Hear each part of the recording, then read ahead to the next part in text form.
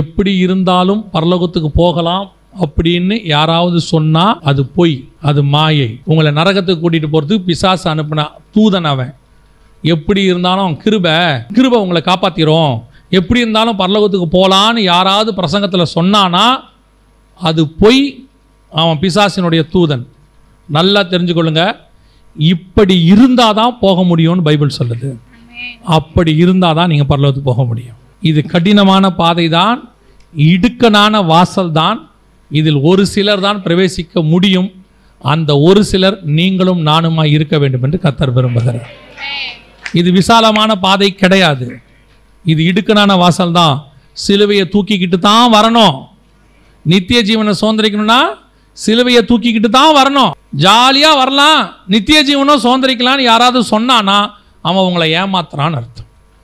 இதுதான் சத்தியம், இப்படி தான் வேதம் இருக்கிறது.